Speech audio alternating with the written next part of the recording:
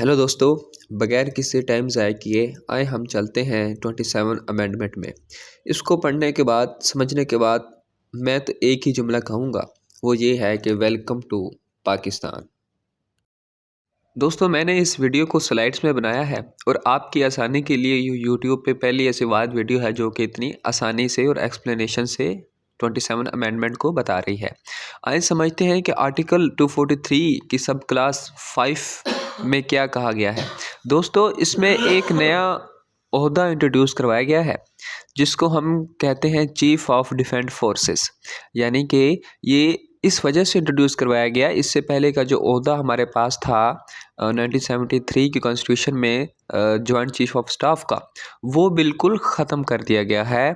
बिल्कुल ही ख़त्म कर दिया। उसकी जगह कौन चीफ ऑफ आर्मी स्टाफ होगा, यानी कि कौन आर्मी का मुकम्मल हेड करेगा तीनों बहरी फोर्स, तीनों फोर्सेस को, बहरी को, आर्मी को और एयर को, वो करेगा चीफ ऑफ डिफेंस फोर्सेस।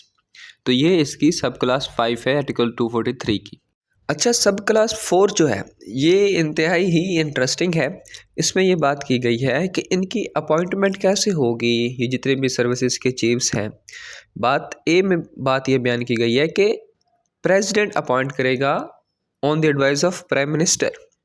यानी कि जो chief of the defence forces होगा उसको भी प्रेसिडेंट अपॉइंट करेगा, और chief of the naval staff को भी प्रेसिडेंट अपॉइंट करेगा, और एयर स्टाफ को भी। और प्रेसिडेंट ही डिसाइड करेगा कि इनकी कितनी सैलरीज और अलाउंसेस होंगी। अब इसका मीनिंग क्या है? आखिरी लाइन देखिए, इसका मीनिंग ये है कि आर्मी चीफ को ही इस सब क्लास के मुताबिक overall head of all defence forces कहा गया है। तो ये बात की गई है सब क्लास 4 में, इंतहाई सादा था। अच्छा दोस्तों, सब क्लास 6 टेक्निकली बहुत ज़्यादा इंपॉर्टेंट है। ये सब क्लास 6 ये कहती है कि जो प्राइम मिनिस्टर है वो chief of the defence forces की रिकमेंडेशन पे एक नया ओहदा अपॉइंट करेगा जिसको कहते हैं commander of the national strategic command. अब इस बंदे का काम क्या होता है? ये वो बंदा है जो कि कंट्रोल करेगा जंग की सिचुएशन में या आम हालात में न्यूक्लियर्स एंड मिसाइल एसिड्स। सही है। तो यानी कि ये फैसला करेगा कि एटम बम कब चलाना है या उसकी हिफाजत के लिए क्या क्या करना है। तो ये अपॉइंट करेगा डिफेंस फोर्सेस का चीफ। अच्छा बच्चों, सबसे जो इंटरेस्टिंग है वो क्लास 7 है। अब क्लास 7 बहुत ही खूबसूरत बातें करती हैं और कहती है कि कोई भी फौजी अफसर जिसके पास ये रैंक होगा कि वो फील्ड मार्शल है या marshal of the air force है, वो उसको 2 इख्तियार दिए जाएंगे लाइफ टाइम के लिए। पहला कि वो अपने रैंक पे सारी ज़िंदगी रहेगा। दूसरा, वो अपने यूनिफॉर्म में सारी ज़िंदगी रहेगा, कि उसको जितने भी प्रिविलेजेस हैं वो सारी ज़िंदगी मिलते रहेंगे और वो कभी रिटायर भी नहीं होगा। कैसा इंटरेस्टिंग सिस्टम है ये दोस्तों। देखें पाकिस्तान में क्या क्या हो रहा है। अच्छा, इससे ये मुराद है कि हमारे जो फील्ड मार्शल है, यानी कि जो मौजूदा आर्मी चीफ़ हैं हाफिज़ आसिम मुनीर साहब, वो पाकिस्तान के लाइफ टाइम ऑफिसर होंगे और लाइफ टाइम में उनको सारे प्रिविलेजेस हासिल होंगे। जी, आर्टिकल 243 की क्लास 8 ये बात करती है कि जितने भी टॉप रैंक्स के लोग हैं ये डिक्लेयर होंगे एज अ नेशनल हीरोज़, और they can not be remove from office accept under article 47, जो सिर्फ बात करता है कि सदर कब रिमूव होगा, जब वो यानी कि उस पर चार्ज होंगे मिसकंडक्ट वगैरह के। ये इससे ये मीनिंग है कि ये जितने भी है ना ये सारे प्रोटेक्टेड हैं।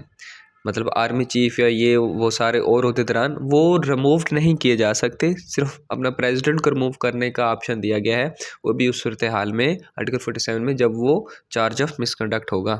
अच्छा दोस्तों, क्लास 9 ये कहती है कि आपका जो प्रेसिडेंट है और जितने भी गवर्नर्स हैं उन पे एक ना लैटिन टर्म है जिसको हम कहते हैं म्यूटेटिस मुटेंडिस। इससे ये मुराद है कि जितने भी चार्ज उन पे होंगे, जो भी होंगे अपना क्रिमिनल के, जो भी सिविल के, जो भी, उन पे केस फाइल नहीं किया जा सकता, उनको अरेस्ट नहीं किया जा सकता। यानी कि जितने भी टॉप ऑफिसर हैं वो लीगल इम्यूनिटी होंगे, उनको ये लीगल राइट होगा कि उन पे केस नहीं किया जा सकता, उनको कोई अरेस्ट नहीं कर सकता। अच्छा, सब क्लास 10 ये कहती है कि जितने भी ऑफिसर होंगे ना एक्टिव कमांड के, तो अब फेडरल गवर्नमेंट देखेगी कि यार ये अगर ये एयर स्टाफ का चीफ रहा है या ये नेवी का चीफ रहा है, तो अब जो रिटायर करना है तो उनके पास ये इख्तियार है कि वो उसके रिटायरमेंट के बाद भी उनको कोई एडवाइजरी या सिरेमोनियल या लाइफ टाइम कोई वो जॉब दे सकती है। तो इसमें ये सादा सी बात की गई है। अच्छा, सब क्लास 11 अगेन यही बताता है कि जो अपना प्रेसिडेंट होगा वो पीएम के एडवाइस पे ये डिसाइड करेगा कि इनको सैलरीज कितनी देनी है और अपना प्रिविलेज कितने देने हैं, और ये भी सारे लीगली डिफाइन होंगे और प्रोटेक्शन होंगे, वो स्केड्यूल में सारी बातें बयान की जाएंगी। अच्छा, अब आप लोगों की तवज्जो चाहूँगा सबसे सेकंड इम्पोर्टेंट, यानी कि आर्मी चीफ के डिफेंस फोर्सेस के चीफ बनने के अलावा जो इम्पोर्टेंट बात थी वो ये थी कि आपके मुल्क में सुप्रीम कोर्ट से भी बड़ी एपेक्स कोर्ट इंट्रोड्यूस हुई है, जिसको हम क्या कहेंगे, फेडरल कॉन्स्टिट्यूशन कोर्ट। अब ये यही एपेक्स कोर्ट होगी, और जितनी भी सुप्रीम कोर्ट के पास पावर थी 184 के तहत, सही है, जिसमें आपका सो मोटो था, या आपकी जो 199 थी कॉन्स्टिट्यूशन 1973 के मुताबिक जो रिट कि जितने भी इख्तियारात थे, यानी कि कॉन्स्टिट्यूशन के जितने भी इख्तियारात थे, वो सारे किसके पास जाएंगे, वो आपकी कॉन्स्टिट्यूशन कोर्ट के पास जाएंगे। तो अब सिर्फ सुप्रीम कोर्ट का ये काम बाकी रह जाएगा कि वो सिर्फ अपील सुनेगी हाई कोर्ट के फैसलों पर। अब अच्छा जी, अब एफसीसी की आपने रिप्रेजेंटेशन किस तरह करनी है जी, ये इसमें ये कहा गया है अमेंडमेंट में कि एक एक बंदा, एक एक जज हर प्रोविंस से लिया जाएगा, जो एक जज होगा वो इस्लामाबाद हाई कोर्ट से लिया जाएगा। अच्छा जी, अब जुडिशल ट्रांसफ़र की बड़ी इंपॉर्टेंट बात है कि हाई कोर्ट के जितने भी ट्रांसफ़र होंगे वो जुडिशल कमीशन ऑफ पाकिस्तान करेगा। अगर कोई जज अपने कंसेंट नहीं ना देता, अगर वो कहता है कि मैं नहीं जाना चाहता, तो वो रिटायर भी किया जा सकता है। कुछ और इम्पोर्टेंट बातें, अपनी प्रेसिडेंशियल इम्यूनिटी की मैंने बात तो कर दी। अब इसमें यह है कि जो आपका एनएफसी अवार्ड है ना, उसमें भी जितने भी ऑलरेडी सब क्लासेस थी आर्टिकल में, वो भी रिमूव की गई हैं, वो भी रिमूव की गई। इससे मुराद है कि प्रोविंसेस का हक बहुत ज़्यादा खाया गया है, इसमें फेडरल को बहुत ज़्यादा इख्तियार दिए गए हैं। अच्छा जी, अब जितनी बातें वो ज़रा टर्शियरी लेवल की इम्पोर्टेंस हैं, तो आज ही ये बिल पास हुआ है, जिसमें एमकेएम ने डिमांड तो की थी लोकल गवर्नमेंट के लिए, लेकिन वो ज़्यादातर फाइनलाइज नहीं हो सकी। तो जो दूसरी बात अप्रूव कर ली गई है वो ये है कि सीनियरिटी ऑफ जजेस। इसमें यह है कि supreme court of seniority of supreme court जजेस and the chief justice will not be affected, यानी कि इस अमेंडमेंट के ज़रिए उनकी सीनियरिटी नहीं खत्म की जाएगी। और आपने एफसीसी के जज इस तरह अपॉइंट करने हैं कि जिस दिन ये होगा ना, date of assumption of office, उस दिन आप किसी भी वकील को या हाई कोर्ट के जजेस को आप अपॉइंट कर सकते हैं एफसीसी का जज। अच्छा, अब जो इसके नुकसानात क्या हुए, आप नुकसानात जो है ना, जो आप एस्पायरेंट हैं या कोई पेपर के लिए आपने इसके कंटेंट को तैयार करना है, तो आप अपनी सर्च से या अपनी इनोवेटिव एबिलिटी से भी कर सकते हैं। मैंने सिर्फ रैंडम थाट्स लिखे हैं, तो आप मज़ीद भी इनको ज़हन में रख के इनकी कोई सब ब्रांचेस निकाल सकते हैं या और ज़्यादा इनको एक्सप्लेन कर सकते हैं। पहले जिसका नुकसान ये होगा कि आपकी प्रोविंशियल अटानमी को थ्रेट हुआ ना, जो कि 18 अमेंडमेंट से आई थी, आपके एनएफसी अवार्ड वगैरह दिए गए थे। दूसरा ये हुआ कि आपके जो ट्रांसफ़र हो गया ना हाई कोर्ट जजेस की, उस पर यानी कि एग्जेक्टिव का बहुत ज़्यादा इन्फ्लुएंस होगा कि वो अगर वो नहीं उसको अगर कोई भी जज ट्रांसफ़र कबूल करता, तो वो उसको वो रिटायरमेंट लेनी होगी। तीसरा ये कि कंसंट्रेशन ऑफ पावर बहुत होगी ना, कि आपने डिफेंस फोर्सेस के चीफ की सारी पावर दे दी। अच्छा जी, इसमें एक और पॉइंट है लैक ऑफ कंसेंसस, कि आपकी जो पार्लियामेंट की जमातें हैं उसके इसमें कंसेंसस नहीं था, आपकी पीटीआई का और दूसरी जमातों का।